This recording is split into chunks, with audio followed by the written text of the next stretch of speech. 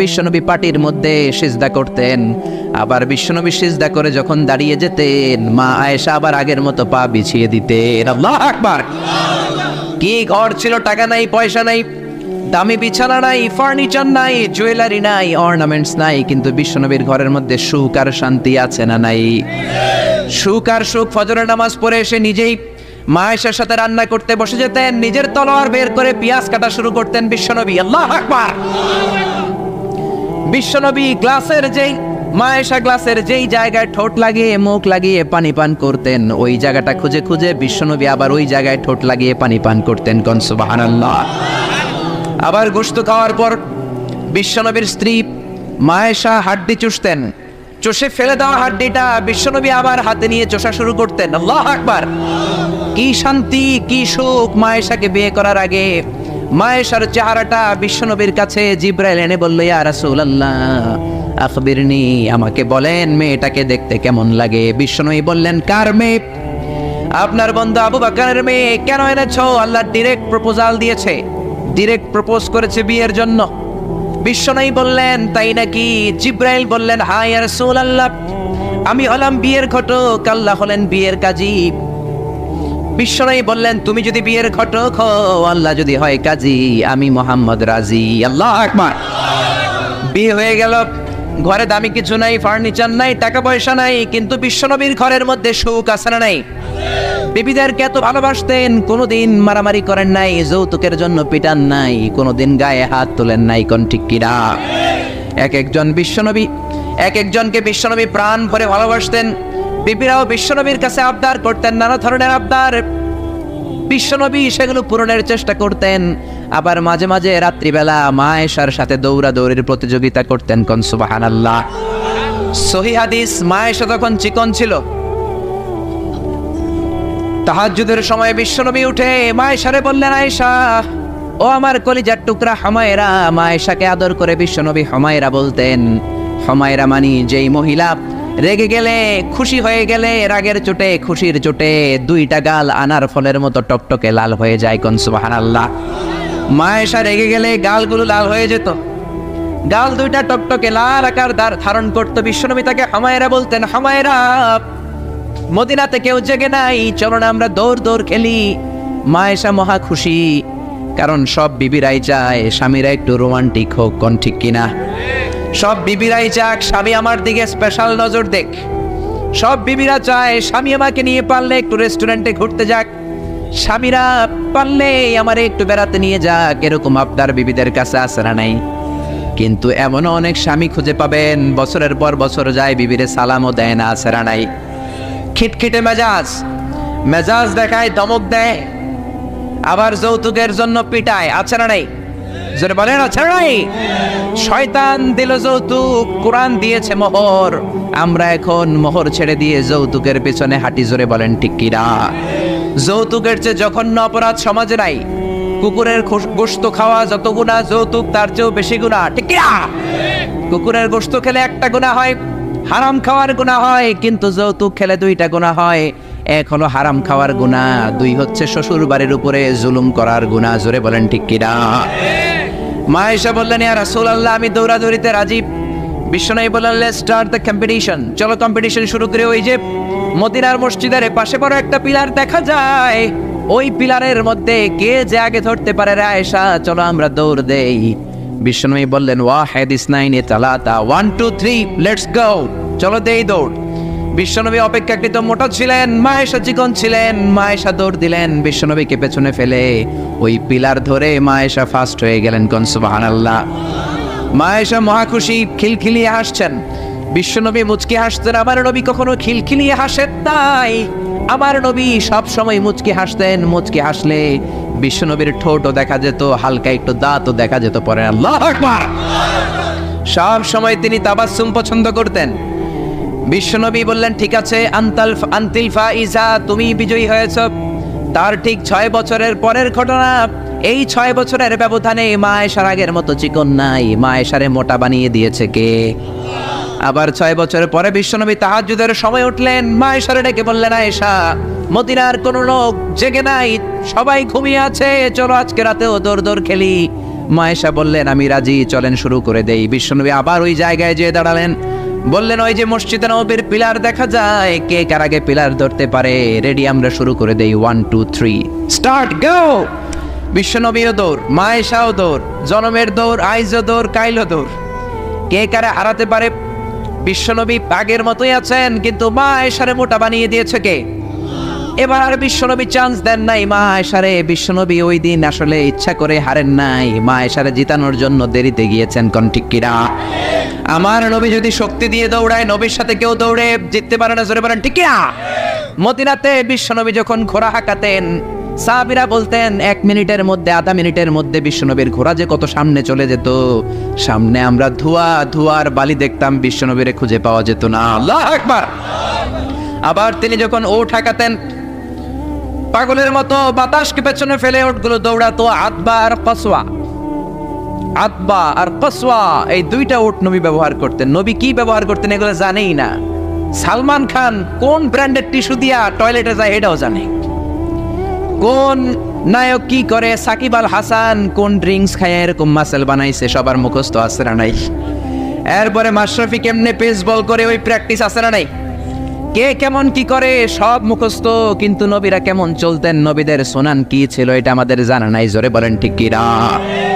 বিশ্বনবী যদি দৌড়ের মতো দৌড় দেয় কেউ পারে না, এমন শক্তি আল্লাহ বিশ্বনবীর মাসলের মধ্যে দিয়েছেন। কাউরে একবার ধরলে খবর আছে না নাই? মক্কার সবচেয়ে বড় কুস্তিগিরের নাম হলো রুকানা। রুকানার সাথে কুস্তিতে কেউ পারে না। সাহাবীরা বললেন ইয়া রাসূলুল্লাহ, ইয়া হাবিবাল্লাহ, কোনদিন আপনি রুকানার কাছে যাবেন না, কেননা রুকানা হলো সব চাইতে বড় কুস্তিগির, রুকানা কুস্তি দিলে আপনি পারবেন না। কিন্তু বিশ্বনবীর দাওয়াত তো কোনো গুটি কয়েক মানুষের জন্য নয়, সবার জন্য, ঠিক কি না? সবার জন্য দাওয়াত দিতে হবে। বিশ্বনবী ফজরের নামাজের পরে সাহাবাদের চোখকে ফাঁকি দিয়ে রুকানার কাছে চলে গেল। রুকানার কাছে যে বলল ইয়া রুকানা আসলিম তাসলাম, ইসলাম ধর্ম গ্রহণ করো, শান্তি দিবে কে? রুকানা বলে ধর্ম গ্রহণ করব না, একটা শর্তে করতে পারি, কুস্তিতে মুসারাআতে যদি আমাকে হারাতে পারো, আমাকে যদি কুস্তি খেলে হারিয়ে দিতে পারো, তাহলে আমি কালিমা পড়ে নেব। বিশ্বনবী বললেন আমি তো কুস্তি লাগি না, আমি কাউরে মারি না, তবে জাহান্নামের মাইর থেকে বাঁচানোর জন্য আমি এসেছি। বলেন ঠিক কি না? রুকানা বলে না না, আমি রাজি হব না, আমাকে হারিয়ে দিতে পারলে তবেই আমি কালিমা পড়তে রাজি। বিশ্বনবী দয়ার নবী, মায়ার নবী, একটা লোক যদি জাহান্নামের আগুন থেকে বাঁচে, এইটা বিশ্বনবী বেশি বেশি চাইতেন। বিশ্বনবী রাজি হয়ে গেলেন। এবার কুস্তি লাগার পালা। রুকানা একটা হাফ প্যান্ট পরে পজিশন নিচ্ছে। রেসলিং খেলা দেখেন নাই? ডোনাল্ড ট্রাম্পের ট্রাম্প টাওয়ারের ভিতরে এডি খেলে, গায়ের মধ্যে তেল মেখে কুস্তিতে পজিশন নিচ্ছে। বিশ্বনবী পজিশন নেয় না, রুকানা লাফায়, আমার নবী লাফায় না। বিশ্বনবী রুকানারে ডেকে বলল রুকানা লাফাও কেন? রুকানা বলে এই খেলা খেলতে হলে সবার লাফাতে হয়, তুমি লাফাও না কেন? মোহাম্মদ তুমিও লাফাও। বিশ্বনবী বললেন আমি লাফালাফি পছন্দ করি না। আমার নবী সেলাইবিহীন লুঙ্গি ব্যবহার করতেন। সেলাই ছাড়া লুঙ্গি পরে যদি কেউ লাফালাফি করে, বাতাসে সতর খুলে যাওয়ার সম্ভাবনা আছে না নাই? বিশ্বনবী লাফালাফি করেন না, দাঁড়িয়ে আছেন। রুকানা বলে মোহাম্মদ তুমি আগে বক্সিং মারো। বিশ্বনবী বললেন আমি কাউরে মারি না, কারণ আমারটা খাইয়া হজম করার যোগ্যতা কারো নাই, ঠিক কি না? বিশ্বনবী বললেন আমি মারবো না, তুমি মারো। রুকানা বলে তুমি মারো। রুকানারাও রাজি করাতে পারেন না। বিশ্বনবী বক্সিং মারেন নাই। বিশ্বনবীর মুবারক ডান হাতটা নিয়ে রুকানার বাম কাঁধের মধ্যে টাচ করে বিশ্বনবী বললেন ও রুকানা, এত লাফাও কেন, এত লাফাও কেন? বিশ্বনবী ডান হাত দিয়ে কাঁধের মধ্যে ধরতে দেরি, মুহূর্তের মধ্যে রুকানা বেহুশ হয়ে যায়। আল্লাহু আকবার। সবাই রুকানার মাথার মধ্যে পানি ঢালে হুশ করে বলে রুকানা তুই তো বড় শেয়ানা। ওরে রুকানা তুই তো বড়, তোর শেয়ানাগিরি গেল কই? আব্দুল্লাহর বেটা মুহাম্মদ তোরে খুশি দেয় নাই, কিক মারে নাই, বক্সিং মারে নাই, শুধু একটু ধরেছে, বেহুশ হলি কেন? রুকানা বলে আরে তোরা তো জানিস না, তোরা কিছু দেখিস নাই, তোরা দেখেছিস মুহাম্মদ হাত দিয়ে আমার গায়ের মধ্যে ধরেছে। আসলে ওইটা হাত ছিল না, আমার মনে হয় গোটা উহুদ পাহাড়টা এসে আমার কাঁধের উপরে চেপে বসেছে। জোরে কোন সুবহানাল্লাহ। বিশ্বনবী রুকানাকে বললেন রুকানা তুমি তো হেরে গেলে, এবার কালিমা পড়ো। কয় না না আমি রেডি আছিলাম না, তুমি আগে ধরছো। মুনাফিকেরা মিথ্যা বলে, জোরে বলেন ঠিক কিনা? কাফিরেরা মিথ্যাবাদী হয়। বিশ্বনবী বললেন ঠিক আছে তাহলে আবার লাগবো। রুকানা বলল তুমি মারো। বিশ্বনবী বললেন প্রথমটা আমি মেরেছি, এইবার তুমি মারো। রুকানা বলে আমি মারবো না, তুমি মারো। বিশ্বনবী আবার রুকানাকে ধরলেন। মুহূর্তের মধ্যে রুকানা আবার বেহুশ হয়ে যায়। সুবহানাল্লাহ কইতে পারলেন না? হুশ ফিরানো হলো, আবার সবাই মাথায় পানি দেয়, আর জেগে ওঠার পরে বলে রুকানা তুই তো বড়, শার আগের গেল কই? রুকানা বলে আবার ওই যে ওহুদ পাহাড়, ওহুদ পাহাড়, ওহুদ পাহাড় আমার কাঁধের উপরে চেপে বসেছে, তোমরা তো খালি চোখে দেখো নাই। বিশ্বনবী বললেন এবার কালিমা পড়ো। রুকানা বলে না না, আমার পেটে ক্ষুধা ছিল, আমার গায়ে শক্তি কম ছিল, আমি প্রস্তুত ছিলাম না, পেট ভরে খাবো, খেয়ে দে তোমার সাথে আবার লাগুম। দাইন দাইন তিন দাইন, দাইন দাইন কয় দাইন, খেলা এরকম বলে না অনেকে, দাইন দাইন তিন দাইন আবার লাগবো, আবার খেলা হবে। আবার বিশ্বনবী ধরলেন, আবার বেহুশ। বিশ্বনবীকে তোরে আর কত বেহুশ করুম? এজন্য আমার নবীর গায়ে শক্তি আছে না নেই? মা আয়েশার সাথে যদি বিশ্বনবী প্রথমবার জোরসে দৌড় দিতেন, কোনোদিন মা আয়েশা পারতো না। মা আয়েশারে জিতিয়ে দেওয়ার জন্য ইচ্ছা করে আস্তে দৌড়েছেন। এবার দ্বিতীয়বার যখন দৌড়ের পালা, মনে আছে তো না ভুলে গেছেন? বিশ্বনবী বললেন 1 2 3 দৌড় দাও। মা আয়েশাও দিলেন দৌড়, বিশ্বনবীও দিলেন দৌড়। এবার মা আয়েশাকে আর চান্স না দিয়ে বিশ্বনবী দৌড়ে যেয়ে পিলার ধরলেন। এবার আর মা আয়েশার মুখে হাসি নাই, এবার রেগে আছে, একেবারে গড়গড় করছে, রেগে জিততে পারে নাই। হেরে গেলে মেয়েদের একটা আলাদা রাগ আছে না নাই?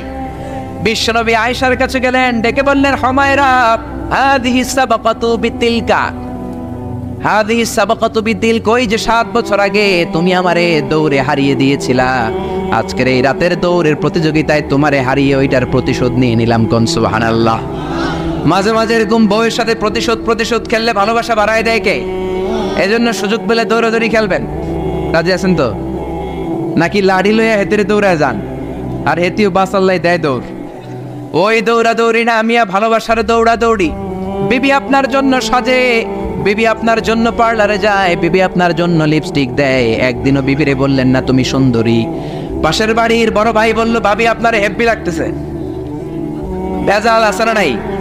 কথা বলেন আছে না নাই?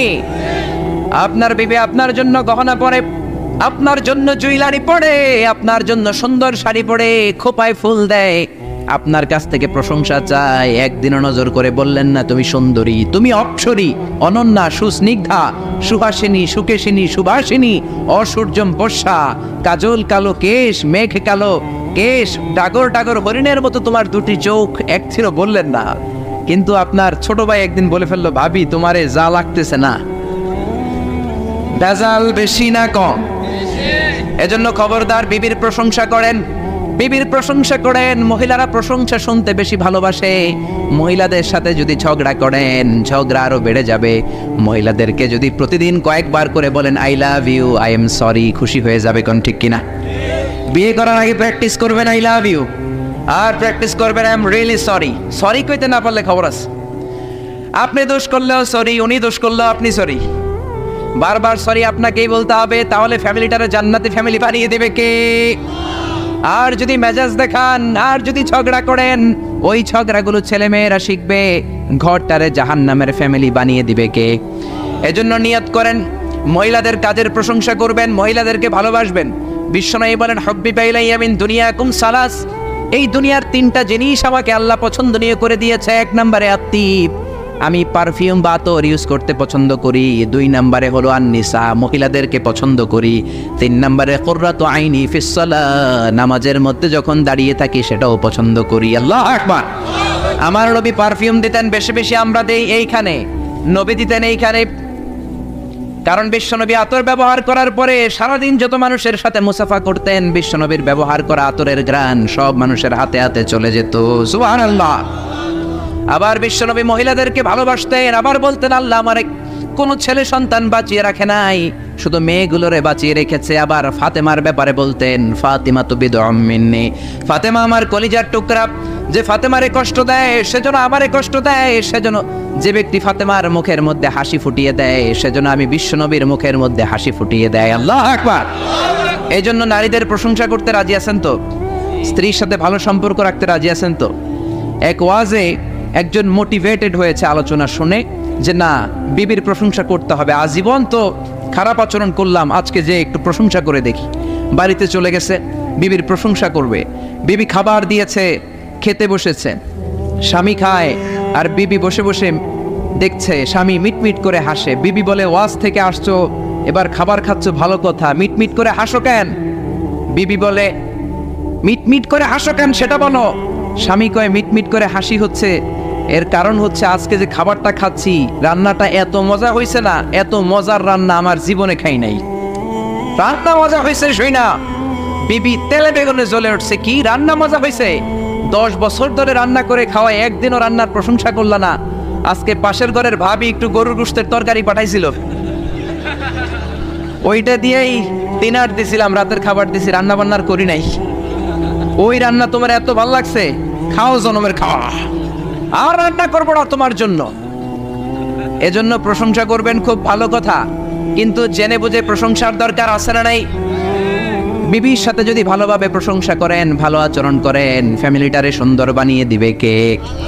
বিবির চেহারার দিকে রহমতের নজর দিয়ে তাকালে চোখের সগীরা গুনাহগুলো মাফ করে দেয় কে? আবার বিবির হাতের সাথে যখন আপনার হাতটা আপনি মিলান, 2 হাতের সগীরা গুনাহ মাফ করে দেয় কে? এজন্য সম্পদ দেখলেই মনে করবেন না মহা সুখে আছে, দুঃখেও থাকতে পারে। বিশ্বনবীর ঘরে সম্পদ ছিল না, কিন্তু সুখ আছে না নাই? বলছিলাম ডোনাল্ড ট্রাম্প পৃথিবীর অনেক বড় ধনী, ধনী হলেই যে সুখ এমনটা নাও হতে পারে, কোন ঠিক কিনা? টাইমস ম্যাগাজিনের রিপোর্ট অনুযায়ী ডোনাল্ড ট্রাম্পের সম্পদের পরিমাণ হচ্ছে 3.4 বিলিয়ন ইউএস ডলার। সে হচ্ছে মাল্টি বিলিয়নিয়ার, 324 নাম্বার ধনী পৃথিবীর। এত সম্পদ আল্লাহ তারে দিয়েছে। রিয়েল এস্টেটের বিজনেস দিয়ে সে এত বড় ধনী হয়েছে, ডলার দিয়ে সে সব ভোট কিনে নিয়েছে, জোরে বলেন ঠিক কিনা? হাজার হাজার কোটি টাকার মালিক। Trump tower, Trump Taj Mahal, Trump hotel, অভাব নাই।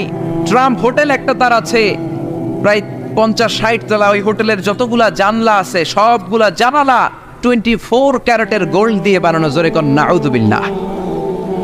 এরকম সম্পদের পাহাড় করেছে। কিন্তু সম্পদের পাহাড় করলেই তোমার সব কথার সাথে আমরা একমত নই। নির্বাচনে জেতার আগে সে ঘোষণা দিয়েছিল মুসলিম ইমিগ্রেন্টদেরকে সে দেশ থেকে বের করে দিবে, জোরে কোন ঠিক কিনা? নিজের ইতিহাসকে সে ভুলে গিয়েছে, মুসলমানদেরকে খেদায় দিতে চায়। ডোনাল্ড ট্রাম্পের বাপ দাদা কিন্তু আসল আমেরিকা নয়, ওর বাবা এসেছে জার্মানি থেকে, ওর বাবা হচ্ছে জার্মান, মা হচ্ছে স্কটিশ, স্কটল্যান্ড থেকে এসেছে। আপনারা জানেন জার্মানি হচ্ছে ইউনাইটেড স্টেটস অফ আমেরিকা থেকে 8000 কিলোমিটার দূরে। তোর বাবা এসেছে 8000 কিলোমিটার দূর থেকে আমেরিকায়, মা এসেছে স্কটল্যান্ড থেকে আমেরিকায়। মুসলমানদেরকে খেদানোর জন্য তোর চুলকানি বাড়ছে, জোরে কোন ঠিক কিনা? এজন্য এসব কথা বলো না। নিজের দেশের জনগণের সেবা শুরু করে দাও। সাইয়েদনা ওমরে ফারুকের জীবনী পড়া শুরু করে দাও। বিশ্বনবীর জীবনী পড়ে যদি আমেরিকার 4টা বছর কাটাও, তোমার জীবনটারে সুন্দর করে দিবে কে? আবার মুসলমানদেরকে সন্ত্রাসী উপাধি দেওয়ার জন্য সে সেরা। এক একটা বড় মুনাফিক, এক একটা আমেরিকার প্রেসিডেন্ট। বিল ক্লিন্টন ছিল এক মুনাফিক, তারপরে এসেছে জর্জ ডব্লিউ বুশ, আরেক বড় মুনাফিক। এরপরে গত টার্মে এসেছে বারাক ওবামা। ওর একটা প্রোগ্রামে আমি নিজেও ছিলাম, ও যে কত বড় মুনাফিক কল্পনাও করতে পারবেন না। আর সব মুনাফিকদের হারিয়ে মুনাফিকদের সর্দার আব্দুল্লাহ ইবনে উবাই ইবনে সালুলের চেহারায় এসেছে ডোনাল্ড ট্রাম্প, জোরে বলেন ঠিক কিনা? আমেরিকার প্রেসিডেন্টগুলো এক এক সময় এক একটা আবিষ্কার করে। বিল ক্লিন্টন আবিষ্কার করেছিল তালেবান, জর্জ ডব্লিউ বুশ আবিষ্কার করেছিল আল কায়েদা, বারাক ওবামা আবিষ্কার করেছে আইএস, ডোনাল্ড ট্রাম্প যে কি আবিষ্কার করে আল্লাহই জানে, জোরে কোন ঠিক না? গোটা বিশ্বে সন্ত্রাস তারাই করেছে। জাপানের হিরোশিমা নাগাসাকির মধ্যে পারমাণবিক অস্ত্র বম ব্লাস্ট করে লক্ষ লক্ষ জাপানিজদের মেরেছে, ইরাকে তারা মেরেছে। আবার আফগানিস্তানকে ছিন্ন বিচ্ছিন্ন করেছে। ওই আবু গারিব কারাগারের কথা এখনো আমরা ভুলি নাই, ঠিক না? গুয়ান্তানামো বে কারাগারের কথা, যেখানে নির্মমভাবে মুসলমানদেরকে হত্যা করা হয়েছে, এখনো আমরা ভুলি নাই, কোন ঠিক কিনা? গুয়ান্তানামো বেতে যখন হত্যা করা হয় তখন সন্ত্রাস হয় না, তখন টেরোরিজম হয় না, তখন মানবাধিকার লঙ্ঘন হয় না। সব মানবাধিকার লঙ্ঘন করে মুসলমানেরা, জোরে কোন ঠিক কিনা? এজন্য তোমার জন্য ভালো হবে Donald Trump read all the biography of the last messenger, read and scan all the biography of the second caliph of Islam, ওমরে ফারুক। ওমরে ফারুকের জীবনী পড়ে যদি আমেরিকা চালাও, বিশ্বনবীর জীবনী পড়ে যদি আমেরিকা চালাও, আমেরিকাটাকে ঠিকই আল্লাহ সুপার পাওয়ার রাখবে, জোরে বলেন ঠিক কিনা? তা না হলে এমনও হতে পারে ডোনাল্ড ট্রাম্পের মাধ্যমেই আমেরিকার এই সুপার পাওয়ার ক্ষমতা ধ্বংস হয়ে রাশিয়া বা চীন পরাশক্তি হয়ে পৃথিবীতে আবির্ভাব করতে পারে। জোরে বলেন ঠিক কিনা? বিশ্বনবী পৃথিবীতে এসেছেন পরিবর্তনের জন্য। তিনি কোনো জায়গায় খারাপ কিছু দেখলেই পরিবর্তন করে। এক সাহাবাকে জিজ্ঞেস করলেন কিনা মাসমুদ, সে বলে ইসমি হাসান, আমার নাম হলো হাসান। হাসান মানে দুশ্চিন্তা। হাসান মানে, বিশ্বনবী বললেন হাসান কারো নাম হতে পারে? দুশ্চিন্তা এটা একটা নাম হইল? বিশ্বনবী বললেন তোমার নাম আজকে থেকে হাসান নয়, আজকে থেকে তোমার নাম সাহাল। কি নাম? সাহাল মানে সহজ। সাহাল মানে? সে বলে না ইয়া রাসূলুল্লাহ, আমার বাপ চাচা নাম রাখছে আজাদ, এটা আমি স্যার মনে আছে। বিষ্ণু বললেন আসলে যা। তো সে বাড়িতে চলে গেল। যাওয়ার পর থেকে ওই যে দুশ্চিন্তা তার আর পিছু ছাড়েন। তার ব্যবসায় লস, তার চাকরিতে লস, ওর পেটে ব্যথা, ওর মাথায় ব্যথা, ওর জ্বর, ওর মেয়ে কান্দে, ওর বউ দৌড়ায়, ওর পোয়ায় আমি মরুন। কষ্ট আর জ্বালা ছাড়েই না। সবাই বলে ওই যে বিষ্ণুবী তোমার একটা সুন্দর নাম দিয়েছিল আনো নাই, এর বদলা তো যাও আবু তাসিম আফছে নামটা চেঞ্জ করে আছে। হাসান ফিরে গেল বিষ্ণুবীর কাছে, যে বলে ইয়া রাসূলুল্লাহ আমার হাসান নামের দরকার নেই, গোষ্ঠী কিলাই আজাদ, আপনি কি নাম কইছিলেন ওটা কোন আবার? বিষ্ণুবী বলে আমি বলছিলাম আন্তা সাহাল। সাহাল মানে সহজ, সাহাল মানে? বিষ্ণুবীর কাছ থেকে নাম চেঞ্জ করে সাহাল নিয়ে আসলো। সাহাল বলে যেদিন থেকে আমি নাম চেঞ্জ করেছি ওই দিন থেকে আমার জীবনের সব কাজগুলো সহজ করে দিয়েছে। কে? ইনমি ছিলেন, খালি চেঞ্জ করে দিলেন। চেঞ্জ করে দিতেন। এক নারীকে জিজ্ঞেস করলেন মাসমু কি, হোয়াটস ইউর নেম? সে বলে আমার নাম আসিয়া। আসিয়া মানে অবাধ্য। বিষ্ণু বলেন এটা একটা নাম হইলো? তোমার নাম আজকে থেকে জামিলা। জামিলা মানে সুন্দরী, বিউটিফুল লেডি। জামিলা মানে সুন্দর। সে নাম চেঞ্জ করে জামিলা নিয়ে নেন। সবাই বলল যেদিন থেকে বিষ্ণুনবী তার নাম জামিলা করেছে ওই দিন থেকে মরার আগের দিন পর্যন্ত এই মহিলার সৌন্দর্যে কোনোদিন ভাটা পড়ে না। আবার বিশ্বনবী মক্কা থেকে মদিনায় হিজরত করতে গেলেন। বিশ্বনবী বললেন মাসমু হাযিল আরদ, এই জমিনের নাম কি? সবাই বলল এই জমিনের নাম ইয়াসরিব। কি নাম? মদিনার আগের নাম ইয়াসরিব। ইয়াসরিব মানে to take revenge from someone, কারো থেকে প্রতিশোধ নেয় আছে। বিশ্বনবী বললেন আমি যেই শহরে থাকবো ওই শহরের নাম হবে প্রতিশোধ। How come? It's quite impossible. সম্ভব? আমি রহমতের নবী, ওমা আরসালনাকা ইল্লা I have sent you as a mercy for the entire universe. ও নবী আমি আপনাকে গোটা বিশ্বের জন্য রহমত করে পাঠিয়েছি। রহমতের নবী যেই শহরে থাকবো ওই শহরের নাম প্রতিশোধের শহর। আজকে থেকে এই শহরের নাম তবা কিংবা তৈবা, পবিত্র শহর।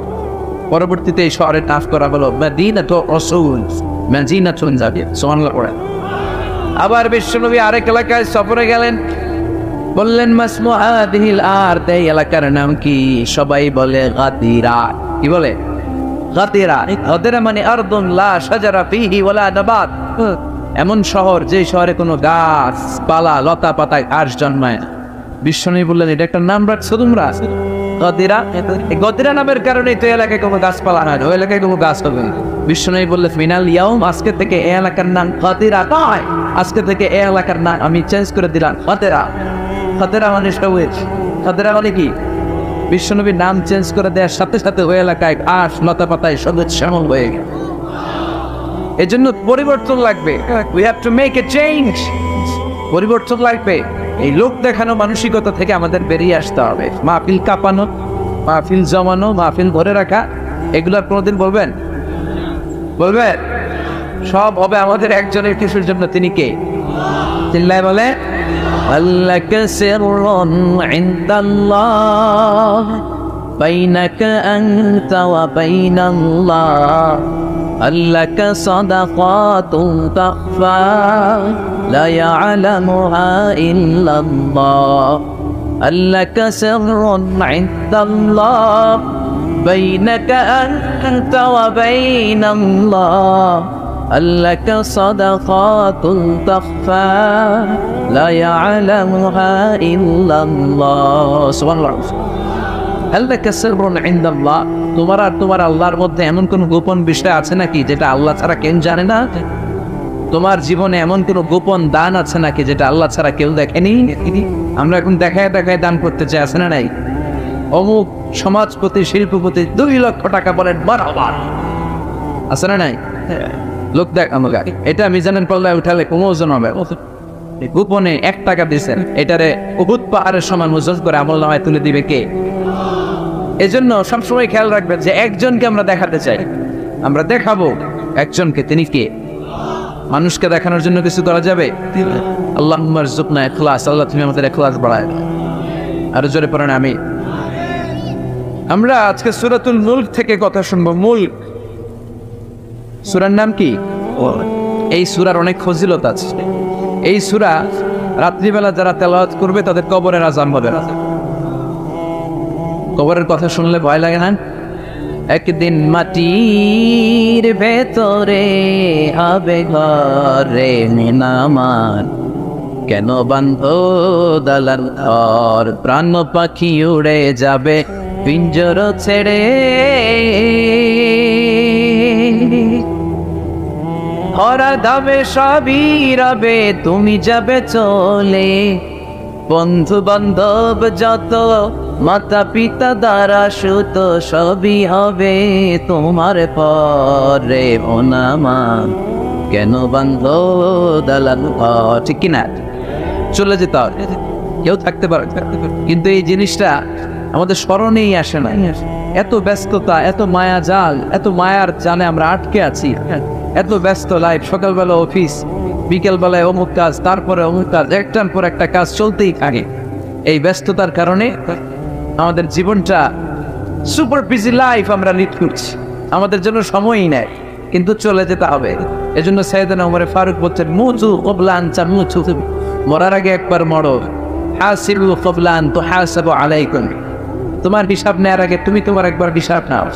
ওই আমাদের প্রত্যেকের নিজের একটা হিসাব আছে না নাই?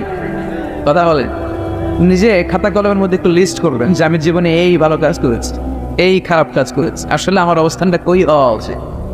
নিজে খাটের মধ্যে একবার শটান হয়ে মরার মধ্যে শুয়ে থাক, ভাববেন যে মরে গেছি। ভাবেন না কি হবে? ছেলেমেয়েরা কান্না করবে, আত্মীয় স্বজন কান্না করবে, মাইকে অ্যানাউন্সমেন্ট হবে, অমুক এলাকার অমুক ভাই আমাদের মাঝে দুনিয়ায় না। বিশাল দেবিদ্বারের ময়দানে আপনার জানাজা হাটিয়াতে করে নিয়ে যাওয়া, শুয়ে শুয়ে ভাববেন। আগে থেকে খুদে রাখা কবরে আপনাকে ফেলে বাঁশ দিয়ে উপরে মাটি চাপা দিয়ে চলে আস, অন্ধকার, শুধু অন্ধকার।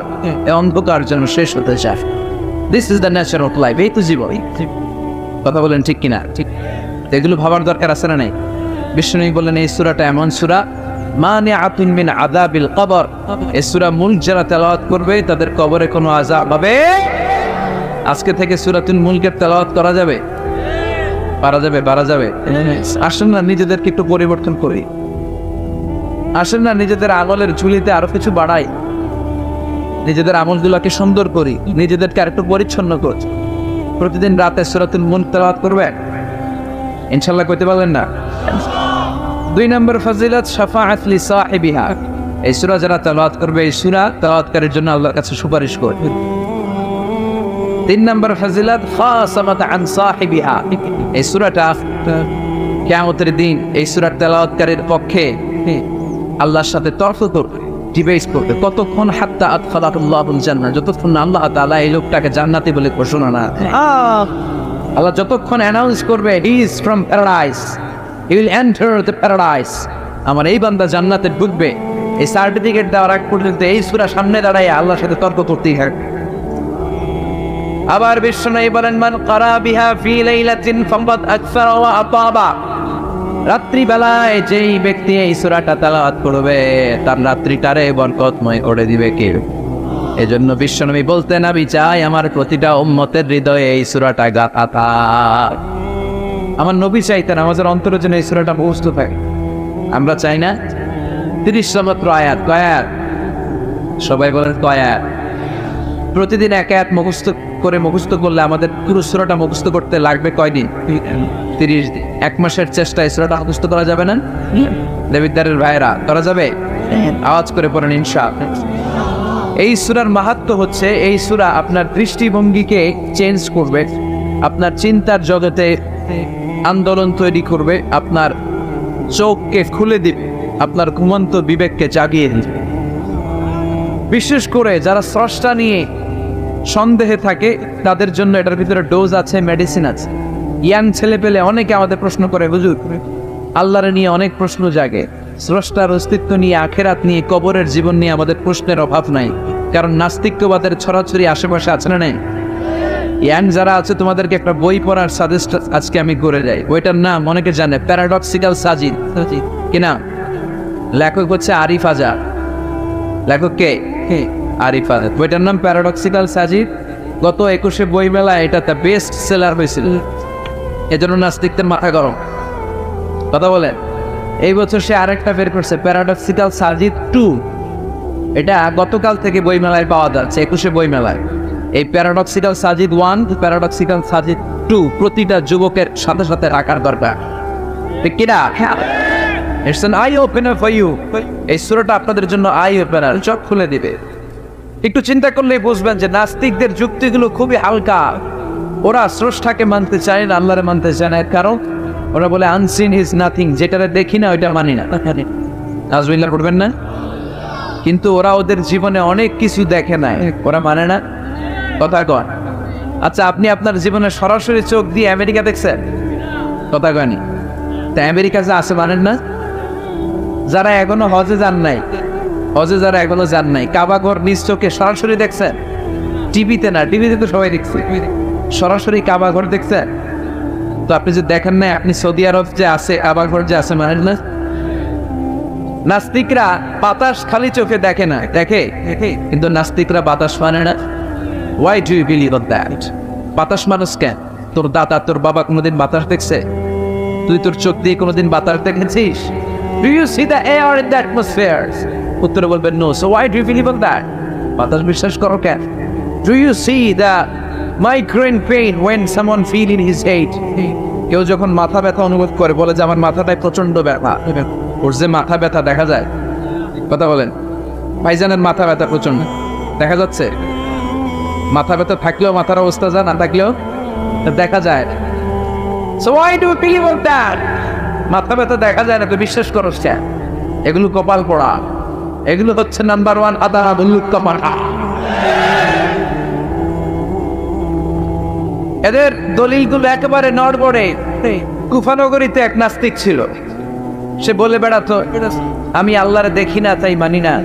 কুফানগরীর লোকজন বলে আমাদের এক ইমাম আছে নাম নু'মান ইবনে সাবিত, ওনার সাথে বসলে তুমি আল্লাহরে দেখতে পাবা। সে বলে তাই, তাহলে তোমাদের ইমামকে ডাকো। সাইয়েদনা ইমাম আবু হানিফা টাইম দিলেন, এই জুমার দিন, আজকে জুমার দিন না, এই জুমার নামাজের পরে ঠিক ভর দুপুরে 2টায় সবাই আমরা একত্রিত হব। নাস্তিকও আসবে, সাইয়েদনা ইমাম আবু হানিফাও আসবে। জুমার সালাতের বেরে পরে লোকের বন্যা বয়ে গেল, বান ভাঙা জোয়ার, অনেক মানুষ। নাস্তিক এসেছে, লক্ষ লক্ষ লোক এসেছে, আসে নাই ইমাম আবু হানিফা। আসে না আধা ঘন্টা, 1 ঘন্টা, 2 ঘন্টা পরে আসছে। নাস্তিক বলে এই তোমাদের ইমাম, যার কোনো সময়ের জ্ঞানী নেই, এর সাথে কিসের তর্ক? সাইয়েদনা ইমাম আবু হানিফা বলে ইনদি উযর, আমার উযর আছে।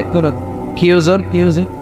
সাইয়েদনা ইমাম আবু হানিফা বলেন আমি ঘর থেকে বের হয়ে আসার পথে একটা নদী পার হয়ে আসতে হয়। আজকে এসে দেখি নদীর মধ্যে কোনো মানুষ টানুষ নাই, নৌকা নাই, মাঝি নাই, কিচ্ছু নাই।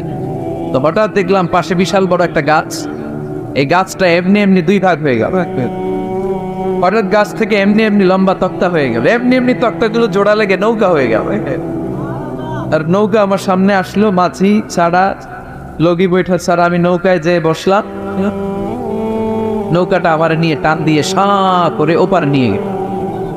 তো এই যে এই কাজগুলো আর প্রসেসিং গুলো হতে আমার 2 ঘন্টা সময় লেগেছে। নাস্তিক কয় তবে ইমাম গাঞ্জা খাচ্ছে, মাথার তার ছিঁড়া গেছে। তাহলে কোন সুস্থ মানুষ এই কথা বলতে পারে? এমনি এমনি নাকি গাছ ভেঙে তক্তা হয়, এমনি এমনি নাকি তক্তা লেগে নৌকা হয়, এমনি এমনি নাকি মাঝি ছাড়া নৌকা চলে?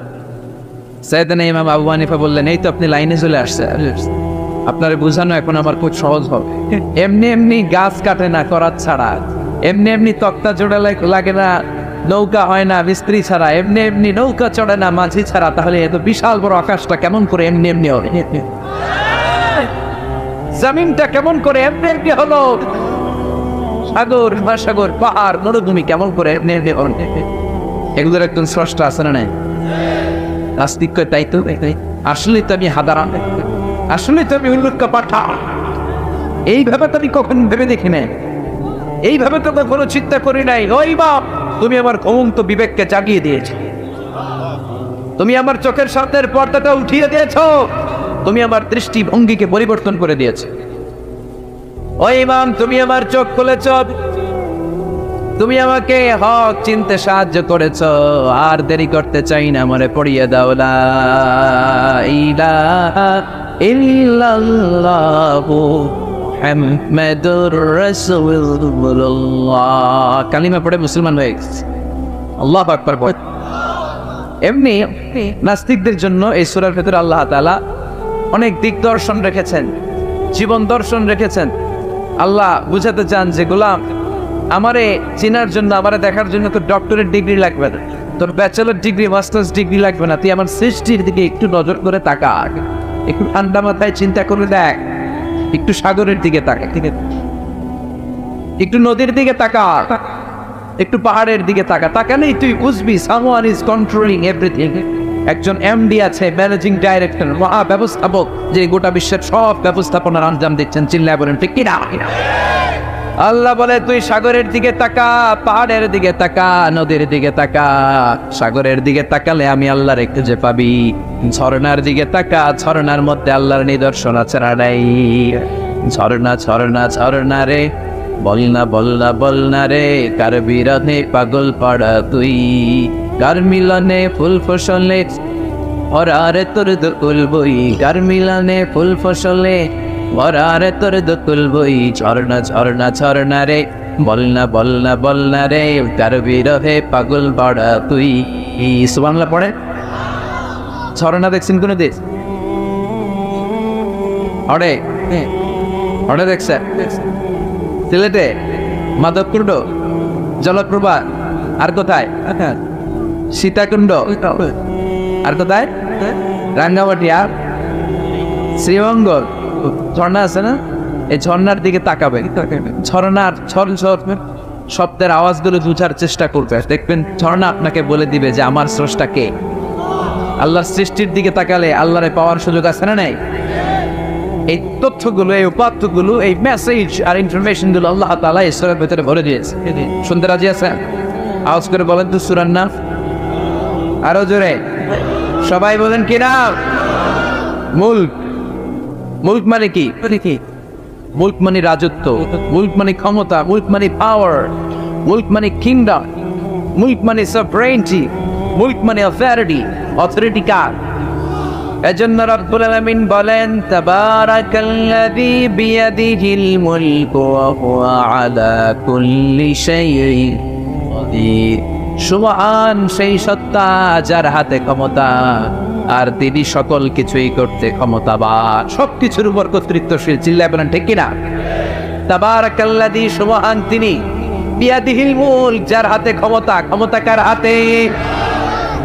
নাকি প্রধানমন্ত্রীর হাতে, র্যাবের হাতে, পুলিশের হাতে, আপনার হাতে? আপনারা তো কোন ক্ষমতা সব আঙ্গ আছে। সকল ক্ষমতার উৎস কে? সকল ক্ষমতার উৎস আল্লাহ। কিন্তু আমরা বলে থাকি সকল ক্ষমতার উৎস জনগণ। এটা যুক্তিতে টিকে না।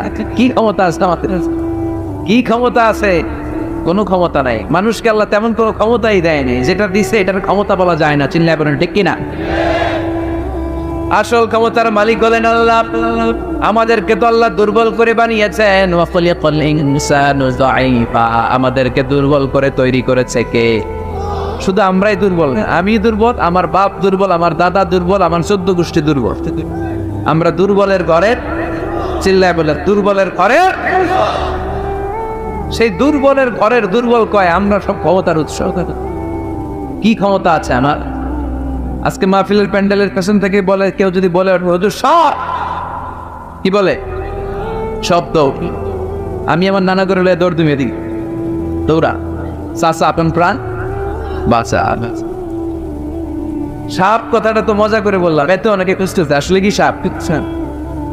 আর আসলে যদি একটা anaconda, C snake, black mamba, king cobra, Python এসে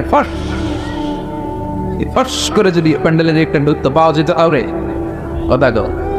তো এই হচ্ছে আমাদের ক্ষমতা। সাপ বাদ দেয়। বাবা বেন চেনেন না? না, দেবীর তারা তো বাবা বেন নাই।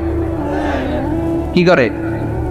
খালি 10টা বাবা ব্যাংক, 2টা এই স্টেজে, আর বাকি 8টা প্যান্ডেলে। যদি ছেড়ে দেওয়া হয় বাবা ব্যাং আর কি লাভ দিবে? এর চেয়ে বড় লাভ দিবেন আপনার? বাবা ব্যাঙের চেয়ে বড় লাভ দিয়ে আমরা দৌড়াইতে শুরু। কত অসহায়, কত দুর্বল। বল্লা পোকা মৌমাছি আমাদেরকে কামড় দিয়ে উড়াল দেয়, এটা ধরে যে মারবো ওইটাও পারি না। কুত্তা এমন করে কামড়াইলে আমরা কুত্তারে কামড়াইতে পারি। কি অসহায়। পিঁপড়া কামড় দিলে আমরা কিছু করতে পারি না। কানের ভিতরে যদি কারো পিঁপড়া ঢুকে থাকে সে মজা রাখছে। হ্যাঁ, বাঁচার কোনো সুযোগ নাই, কোনো ক্ষমতাই নাই। এরপরও আমরা বলি সব ক্ষমতার মালিকা। দেখবেন যাদের ডায়রিয়া হয় আর 5-7 বার টয়লেটে গেছে, এর চেহারার দিকে তাকানো যায়? বৈশা গেছে, বৈশা যান।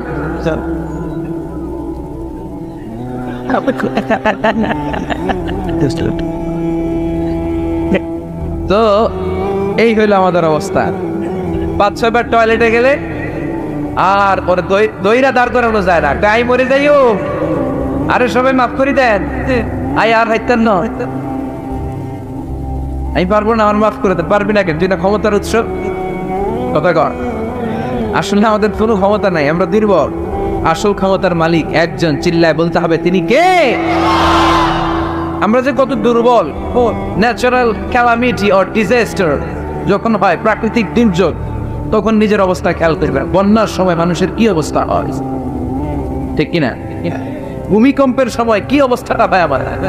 রাত 3টার দিকে যদি ভূমিকম্প হয়, তো লুঙ্গি বইরা দৌড়, লুঙ্গি ছাড়াও দৌড়, আগে যান বাঁচাও। পাগল হয়ে যা। বাচ্চাটারে করে নিয়ে দৌড়াবো, না স্ত্রীকে ঘুম থেকে জাগাবো, না ভাড়াটিয়াদেরকে উঠাবো, না নিজেই ছাদের উপর থেকে লাফাবো। ত্রাস, ভয়, ভূমিকম্প, সবাই দৌড়। দেখবেন ভূমিকম্প হইলে বাড়িওয়ালাও দৌড়, ভাড়াটিয়াও দৌড়। নাকি ভাড়াটিয়ারা দৌড়ায়, বাড়িওয়ালারা দৌড়ায়? কথা কর। ডোনাল্ড ট্রাম্প যে বিল্ডিং এ থাকে, ওইটাতে ভূমিকম্প হইতে ডোনাল্ড ট্রাম্প তো দৌড়াবে না, না? ডোনাল্ড ট্রাম্পও দৌড়াবে। আমি কিছু টেলিভিশনের লাইভ প্রোগ্রাম দেখেছি, এখানে উপস্থাপক আর অতিথিরা ক্যামেরা ট্যামেরা মেকআপ টেকআপ নিয়ে বসছে। একটু পরে শুরু হয়েছে ভূমিকম্প, মাইক থুইয়া দিয়া উপস্থাপক দৌড়। তো যেহেতু মেকআপ টেকআপ একেবারে ক্যামেরা ট্যামেরা সব সেটিং, অতিথিরা ওঠে না। একটু পরে আবার না আসার, এবার অতিথিও তো বাঁচার জন্য সব তো। এই হচ্ছে আমাদের ক্ষমতার দৌড়াবে। এরপরও আমরা বলি আমরা নাকি ক্ষমতার উৎস। তুফান হলে, এইখানে একটা তুফান হলে 70 কিলোমিটার বেগের জাস্ট বাতাসটাকে যদি আল্লাহ এর তীব্রতা যদি বাড়িয়ে দেয়, সব দৌড়ানো। কথা কর। আল বাহরু জুদ্দুম মিন জুনুদিল্লাহ, আর রিহু জুদ্দুম মিন জুনুদিল্লাহ। বাতাস আল্লাহর সৈনিক, আগুন আল্লাহর সৈনিক, তুফান আল্লাহর সৈনিক। চিল্লা এখন ঠিক কিনা? 2004 সালের সুনামির কথা ভুলে গেছেন? ইন্দোনেশিয়া একটা প্রদেশ আছে, বান্দা আছে, এক ধাক্কায় 3 লক্ষ সাগরের ভেতরে। জাপানের কান্টো শহরে 1 লক্ষ না, একটা ধাক্কায়, কয়েক সেকেন্ডের ব্যবধান। একটু আগে নাচানাচি করতেছিল, দুম্বা চলে একটু পরে সব হয়ে গেছে দিন্দু। একেবারে সাইজ করে ফেলছে কে? কোনো ক্ষমতা নেই। ক্ষমতার মালিক কে? এজন্য রাব্বুল আলামিন বলেন, তাবারাকাল্লাযী বিয়াদিহিল মুলকু ওয়া হুয়া আলা কুল্লি শাইইন কাদির। সুবহান সেই সত্তা যার হাতে ক্ষমতা, ক্ষমতা কার হাতে। কক্সবাজারে দেখবেন একটা দ্বীপ আছে, একমাত্র দ্বীপ যেটাতে পাহাড় আছে, নাম মহেশখালী। ওইখানে বৌদ্ধদের স্বর্ণ মন্দির আছে। ওখানে তুফান টুফান শুরু হইলে বৌদ্ধরাও জিকির করা শুরু করে দেয় আল্লাহ। সুবহানাল্লাহ কইবেন না? তুফানে পড়লে দেখবেন হিন্দু, বৌদ্ধ, আস্তিক, নাস্তিক সবাই জিকির করে একজনের, চিল্লায় বলেন তিনি কে? আমরা মাঝে মাঝে আমাদের প্রোগ্রাম স্কেডিউল এত টাইট থাকে, মাঝে মাঝে আমরা প্লেনে, হেলিকপ্টারে এক জেলা থেকে আরেক জেলায় যাই বাধ্য হয়ে। সিলেটে প্রোগ্রাম, কক্সবাজারে প্রোগ্রাম, ওই অমুক জায়গায় প্রোগ্রাম, তো ফ্লাইট ধরা লাগে। তো আমরা আভ্যন্তরীণ ফ্লাইটে চড়ে চড়ে আমরা যাই। আমরা যখন যাই, ওখানে কিছু এয়ার হোস্টেস থাকে বিমানের ভেতরে, এদেরকে বলে বিমানবালা। খুব সুন্দরী স্মার্ট নারীদেরকে তারা রিক্রুট করে, নিয়োগ দেয়। এদের যদি 3-4টা সন্তান হয়ে যায়, এদেরকে আবার চাকরিতে রাখে। সৌন্দর্যটাই যাদের পুঁজি। তারা লিপস্টিক মেখে, পারফিউম মেখে, মেকআপ করে, ভেরি বিউটিফুল লেডি। ওরা আসে, এসে আমাদেরকে খাবার টাবার দেয়, ইনস্ট্রাকশন দেয়। তো বিমানটা, আভ্যন্তরীণ বিমানগুলো বাংলাদেশের ভেতরে যেগুলো চলে এগুলো 14 থেকে 15,000 ফিট উপরে ওঠে। বিমানটা প্রথমে রানওয়েতে ট্যাক্সি করে, মানে বিমান যখন মাটিতে চলে এটাকে বলে ট্যাক্সি। কি বলে? ট্যাক্সি ছেড়ে যখন উপরে ওঠে এটারে বলে টেক অফ। কি বলে? এটা যখন বিমানটা যখন টেক অফ করবে তখন দেখলাম এই এয়ার হোস্টেস গুলো, যেগুলো পর্দা নাই, হেজাব নাই, শালীনতা নাই, মাইক্রোফোন হাতে নিয়ে ঘোষণা দিচ্ছে, ভদ্র মহিলা এবং ভদ্র মহোদয়গণ আপনাদের সিট বেল্ট গুলো বেঁধে নিন। এখনই আমাদের উড়োজাহাজটি শাহজালাল আন্তর্জাতিক বিমানবন্দর থেকে শাহ আমানত বিমানবন্দরের উদ্দেশ্যে 15,000 ফিট দিয়ে উড়ে যাবে। এরপরে পড়তে শুরু করে আল্লাহু আকবার, আল্লাহু আকবার, আল্লাহু আকবার। তো আমি ঘুরে তাকাই, এই মাইয়া আল্লাহু আকবার ঘুরে দেখি হাতের মধ্যে এরকম কাগজ, এই কাগজ থেকে দেখে দেখে পড়তেছে, উচ্চারণ কিন্তু আমগো মতো না, পড়তেছে আল্লাহু আকবার, আল্লাহু আকবার, আল্লাহু আকবার, সুবহানাল্লাযী সাখখারা লানা হাযা, পুরো দোয়াটাই পড়ছে। ওমা কুন্না লাহু মুকরিনিন ওয়া ইন্না ইলা রাব্বিনা লামুনকালিব। তো আমি হিসাব মিলালাম, automatic lipstick, makeup, suited, footed, perfume মাখা, এই পপ স্টাইলের মেয়ে, এরা আল্লাহু আকবার পড়ে কেন? তখনই খেয়াল করে দেখলাম যে বিমানটা এখন ছাড়ছে, জমিন ছেড়ে দিয়ে 15,000 ফিট উপরে যাচ্ছে।